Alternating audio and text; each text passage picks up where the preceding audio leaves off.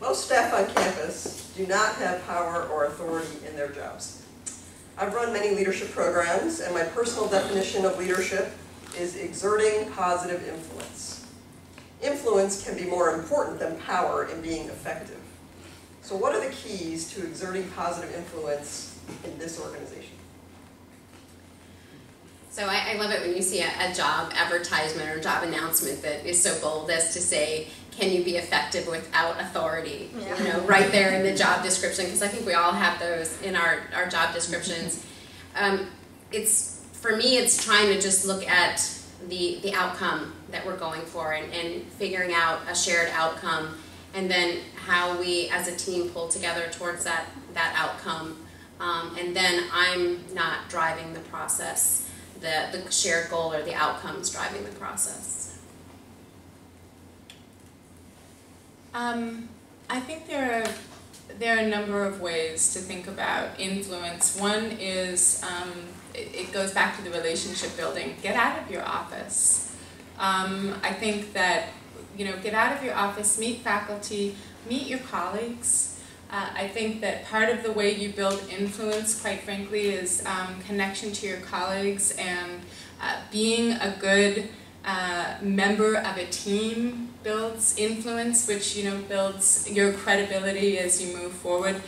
I've heard this before. I've only been on the campus, it's not quite 3 years, but this is a campus built on relationships. And that is really true. And so you need to set aside a portion of your time and be really thoughtful about it. And it comes easier to some of us than others. So some of us I know are much more comfortable, sitting in front of the computer screen and doing the work that we have to do.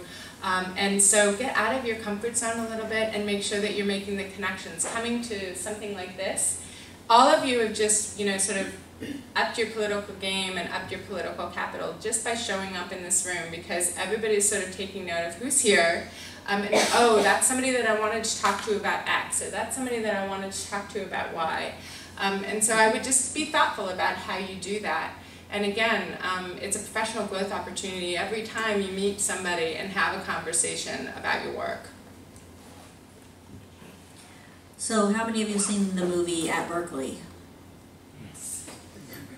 You remember that scene of Shel Waggoner sitting there saying, Berkeley runs on relationships. We have to run on functions, not relationships. And I rearranged everything, and a bunch of people quit because they couldn't work with Joe Blow down the hall anymore. And that's what we have to stop doing. We can't work on and then, do you remember what the next scene was?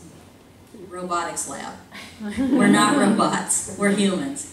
And exactly what Jen was saying. Yeah, it works by relationships. So it's one of the things I always say about the reason I love being on staff is because we're all pulling oars in the same boat, usually going in the same direction, trying to. Not always, but usually trying to go in the same direction. We all have the same general goals, and we're all pulling an oar. So that's part of how we have influences, by being, as they've both said, part of a team. It's also a great idea to be, again, honest and be generous with people. So if someone comes to you for a favor, for their student, for themselves, to help them get their project moving in the right direction, just do the favor every time. It's not a tit-for-tat situation where if you do favors for them, they'll do favors for you. It's just putting it out there in the universe. And then when you do need something from someone, they will be so happy to give it to you. And you're not counting favors, it's not about you or your ego, and it's not about tit-for-tat, it's just be generous. And then it'll come back. But we're all doing it for the same reasons. We're all trying to help the students. We're all trying to help the faculty. We're all doing, it's the same goal. So we just, just have that generosity of spirit.